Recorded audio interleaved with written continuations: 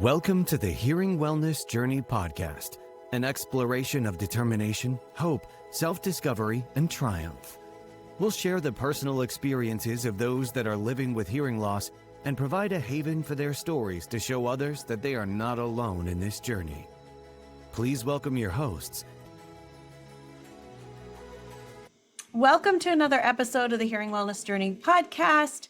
We are discussing the relatively newly recommended FDA-approved Lenire device.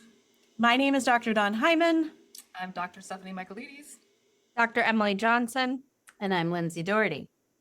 Allowed for the Lenire device to be provided here in the U.S. in May of 2023. You and I started in September. Well, we were trained in September. Was it September? Yeah, of 2023. So we were the first in Illinois to do that. And then we added Dr. Johnson to our office, and we've been going pretty strong. So now it's going on almost 2 years that we have been helping people with tinnitus using the Lenire treatment program. Which is using headphones that they wear with a tongue tip that goes into their mouth, and then we program them based on doing a diagnostic audiological evaluation. The treatment is two times a day for 30 minutes, so 60 minutes total, and it's been really helping patients out. The important part to note is that it's a bimodal form of tinnitus treatment. So for a while, there's been some sound-only therapy through maskers, whether that be like low-level white noise, pink noise, brown noise, ocean waves, the rain, whatever speaks to you in that moment. But the Irish, very proud of that, looked at what else can we implement to get a stronger response to get tinnitus relief from. And so they looked at, well, let's add a somatosensory component to this. If we add a touch sensation or we stimulate some other parts of the body, is there a way that we can actually improve tinnitus relief more than just sound only therapy? And turns out you can. And that part of the body is the tongue tip. And I know at first a lot of audiologists were like, oh, that goes in the mouth? That's gonna be a hard thing to sell here and talk about. This is what's gonna make a difference. But looking at the research and now looking at personal experience, it's a game changer for so many people. The quality of life that people have gotten back because of the Lenire treatment program is incredible. It's huge. Yeah, absolutely. But even the Lenire will tell you this, and we learned this from day one. It's not the product, it's the process. So you can't just purchase one on eBay off the black market. It's not just that product, and it does have to be programmed to your hearing abilities and all of that. The process is part of doing this. There are FDA criteria that you have to meet. Absolutely. Not everyone should get Lenire. Right. One of the reasons why someone probably shouldn't get Lenire. Name one. Well, they're pregnant. Like FDA regulations, like the ones. Yeah, I would say if someone has a mild level of annoyance from their tinnitus, they do not qualify. There are people that they're perfectionists and they're like, I just want to annihilate it. I know it's not bad, but I don't want it to exist. Realistic expectations are one thing, but you don't want your tinnitus to spike. You're doing the opposite of what this program is meant to do. So it's just trying to not make it the forefront of your life. Right, exactly. So we're looking for those in the moderate severity or worse category. And we really use the THI, the Tinnitus Handicap Inventory, as it's not a strict criteria, but it's a guideline that has been widely accepted of this is a numerical value that we're looking for. And that's the range of, yes, you do qualify for Lenire, or no, you don't. Because it isn't for everybody, but for those that it is for, it makes a world of a difference for so many people. So we're also going to look at several medical contraindications that were outlined when they looked at the FDA approval process and reducing the risk for harm. One of the first things is going to be making sure that you don't have a electronic implantable device, such as a pacemaker, defibrillator, anything that's active and electronically inside your body, unless you've been medically cleared by the physician who put it there. You also cannot have just started a tinnitus treatment within the past 3 months. If we're going to change that neurophysiologic pathway, or if we're going to change the way that your brain is responding to the tinnitus, you need to give yourself time to work with that one treatment before you start another one. And that includes hearing aids. Yes. So if you're a brand new hearing aid user, got to wait at least 90 days before we start to implement the Lenire treatment. A lot of people come to us and they're like, I just got hearing aids, it's not working. But it turns out that those hearing aids, they're great, but they weren't set using real ear measurement. The focus wasn't on audibility. There's so many things that we do in the office that actually is different than 80% of all practices in our area. So when we are using best practices and we're using speech mapping with real ear measurement to set the hearing aids, and if we have identified where the tinnitus is, then we know what we're focusing on so that we can make those hearing aids better. And then if we find that adjusting those hearing aids still didn't help, you're still going to have to wait the 3 months, and then we can go with Lenire. But sometimes you need someone to make sure those hearing aids are properly set. Absolutely agree. Another contraindication would be epilepsy or any other disorders that are a loss of consciousness, like sudden loss of consciousness. If you have a strong history of fainting or passing out, definitely something that we're going to need you to talk to your physician about to see if it's a yay or a nay with your own personal medical history. And another thing would be any impaired sensitivity of the tongue, because we are using tongue tips stimulation. That's another thing. If that is the case, we'll have to have medical clearance from your dentist or something like that. So that would be another contraindication. Right. Yeah, did we have a patient last year or something that she was going to go through the treatment, but then she had a dental procedure and she lost that trigeminal nerve connection? Yeah. There are 4 cranial nerves that innervate or touch your tongue. Like if you eat something, do you ever notice some flavors you don't taste till the back of the tongue, but other flavors you taste in the front?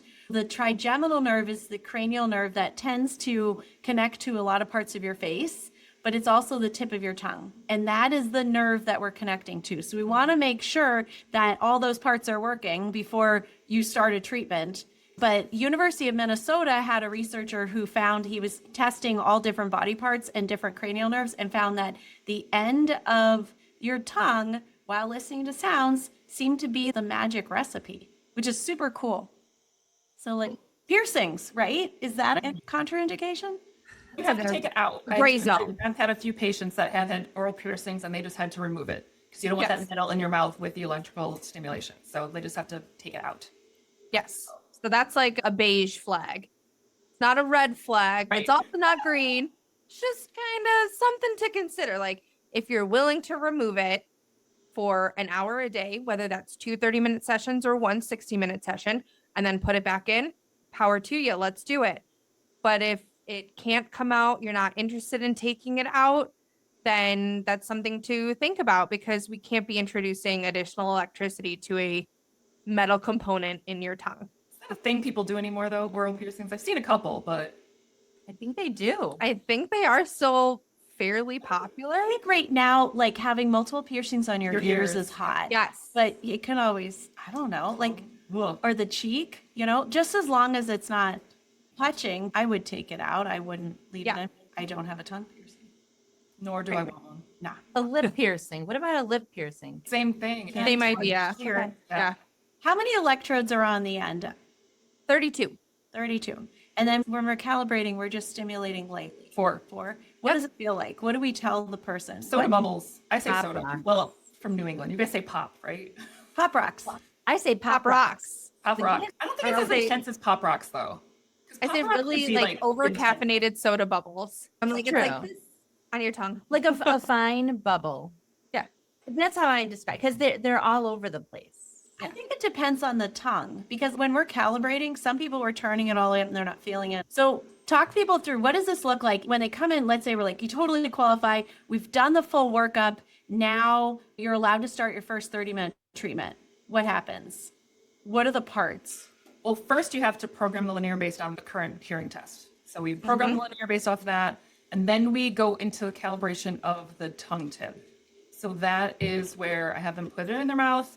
So we want to make sure we're just doing the bare minimum, because once we actually turn on the full tongue tip, that all of the electrodes are active. And when we're doing calibration, it's only the outer four. So I always let people know it's be much more intense. So we go through quite a few times just to make sure we're getting the same level. And then we pair the headphones. And from there, it's really straightforward. They just push play. There's a volume control for the headphones and a stimulation control for the tongue. I want to just interject a minute because I take phone calls and messages, and so people are asking, well, don't I want to just crank it up? Oh, yeah. Do they want to just crank it up? They do not. It's like just the bare minimum. And even the sound of the headphones is just enough for you to be comfortable. It's supposed to be calm each session. You're allowed to do things during your treatments, but they're recommending that you're not looking at your phone, definitely not checking emails because you have no idea what could trigger you. You don't want to be in a stressful manner. You want to be stress-free. So I had a patient that she chose coloring. And then it was like 6 weeks in, she called, she goes, you know what? Can I start over again? And I was like, why? She goes, I don't think it's working. And I know why. And I'm like, why? She goes, because I wasn't just coloring, I was coloring. And she was doing intense coloring. She was going to make it perfect. And that's the same mindset of louder is better, stronger is better. It's not, it's the complete opposite. It's just enough. And you are hearing sounds and you're feeling something while you're negating this emotional, strong response you once had. We're undoing all that. It's supposed to be relaxing. And that's the number one thing that I tell my patients in the beginning is to make sure you're doing something stress-free. You don't want to be stressed. Stress makes everything worse. Additionally, is it recommended to do this like at bedtime? Or I would say you have to figure out who you are, because the Lenire can give you spikes of tinnitus. Some people also find it super relaxing, so they want to do it right before bed. But I say don't do it before bed until you know who you are, because I don't want you in the middle of the night yelling at Dr. Michaelides because you did it right before bed and now you can't sleep and now you're mad at me. So I would say do it earlier in the day, in the very beginning, find out who you are and how you react to it before you start doing it immediately before bed. and you don't want them to fall asleep during treatment. So I have had patients fall asleep with it, but then you're not doing the treatment. I have patients who have done it and they like to use it when they wake up in the middle of the night or right before bed. But I always advise that when we're starting 2 hours before you go to bed, you need to stop. So if you're going to bed at 10, you should be done with your treatment by 8, because then if you do experience that temporary spike, it's not happening right as you're trying to go to bed. It's just a temporary thing and it's part of treatment. Really, most, I want to say 98% of my patients have a spike at some point in time, whether it lasts a few minutes or sometimes it's been a couple days, but that's a normal part of the treatment process. And I like how you said they have to know or find out who they are. We're not going to tell you when to schedule it, because let's say you're not a morning person and I'm saying you have to do it before work. But guess what? I just created a stressful event in your life. We want you to look forward to it. So if you're an afternoon person, or if you can do it during lunchtime and then you could do it again just before dinner, like make it work for your schedule so it's not working against you. It makes sense that you'd want to do it just before you go to sleep because it can cause you to just kind of fall asleep and you're nice and comfy. But if you're having a hard time falling asleep, just make sure that you're scheduling time to make sure that the bedroom's ready for you to go to sleep. If you need the bedroom cooler, you need the sounds, all that, whatever, so that you're going to do your treatment, you're going to relax. Maybe don't rush to something that has a blue light, like watching a movie. If that's going to keep you up, you want to maybe get a real book with real paper, or just do things that are good for you and mindful of going to sleep. Because if you're not sleeping well, tomorrow's going to be a bad day. And so prior to patients coming in, or while patients come in for fitting of the Lenire device, if they are a candidate, what are the things that you as providers have to do? Any checklists that you have to go over or assessments in order to say, yes, we are safe to start today? All the contraindications that we talked about, we make sure that those are all in place, and then we should be ready to go. Yeah, we do like the Exam of the mouth, the tongue, looking for sores, active sores, finding out about their history of their mouth health. Because sometimes at last second we look and we're like, I need you to talk to your dentist, or we need to just make sure that there's a better understanding of your mouth. And then after that, I mean, it's really pretty straightforward. So time out at 30 minutes. So if you want to do a full hour, you just play on the Lenire device and then you're good to go. And then we typically follow up just with telehealth. You don't have to come back into the office. Some people prefer it, but you don't have to. Some people with their busy lifestyle just want to touch base with us, and we do counseling and we can work with them that way. Any questions that they might have, and it just could be a telehealth. So the follow-up is pretty simple. I think it's important to note that we don't just fit you with the Lenire system and wish you luck and send you on your way. We're going to be following up with you virtually for a lot of our patients who come from far away to see us. But at 2, 6, and 12 weeks, we're going to be checking in to see how you're doing. Maybe we need to move the timing of your sessions. If you're not seeing any success yet, we'll talk about, well, what are you doing during your sessions? And guidance for where we go from there. This is truly a partnership on this journey for your tinnitus. And we want you to be successful, because when you look at the clinical trial rates, we're seeing that 91% of patients who followed the Lenire treatment plan as advised are having relief from their tinnitus sustained for at least 12 months, which is incredible numbers. And on top of that, 83% of those clinical trial patients recommend Lenire for others.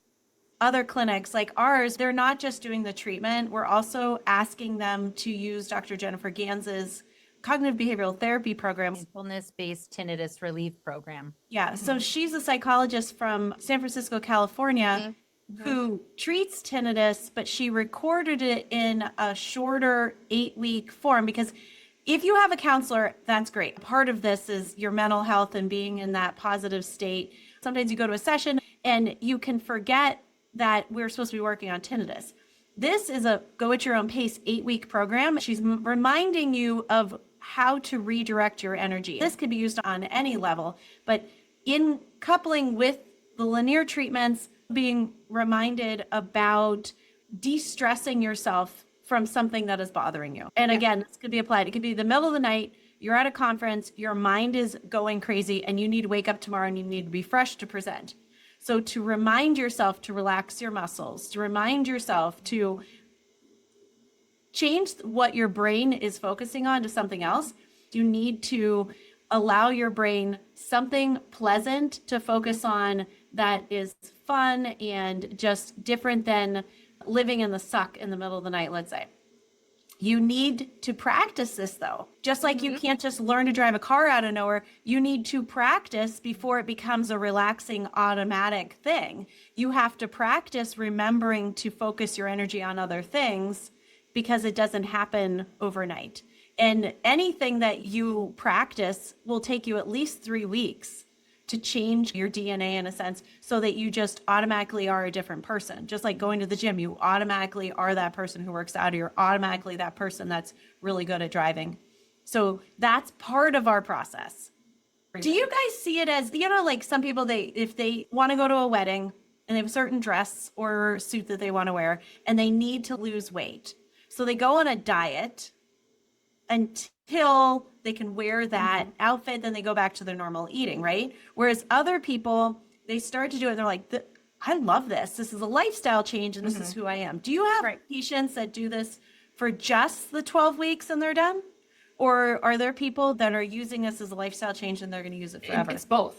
I have patients, once their tinnitus becomes non-bothersome, then they can stop treatment. But I feel like some people find it so completely relaxing that maybe we're not going to do it every day for the hour, but they're going to do it for a half an hour, or we're going to go down to every other day. But they're just finding so much peace and so much non-stress in their life that they want to continue treatment. And so those are the things that we talk about at these different appointments. Yes. We figure out, once again, who you are, what your needs are, and where we need to go from here. And each person is very different. And so that's part of this whole process. Has anyone had, I have had patients that at 8 weeks, they're like, so I'm good. Do I have to keep going? You've never had that? No, I have. Oh, okay. No, and then they What are do you done. say? Like, Are they done? Because I find I that push tinnitus- them to keep going. I find that I tell them to tinnitus keep goes going. in waves, and I find that some people it's non-bothersome, and then all of a sudden something stressful happens, and they're right back at. So I said, put it to the side for a rainy day or when that tinnitus comes back, and then you can just go right back I into agree with treatment that. again. Yes. But I have had patients where it was like We're good. really quick. They were really good. Yeah. And How then about they- you? Dr. Johnson? I've had some people by 8 weeks, their THI is really, really low. But I always just say keep going on because we're going to talk again at 12 weeks anyway. And we just want to make sure that those results are sustained. It's a 12-week treatment program. That's what they agreed to. That's what they signed up for.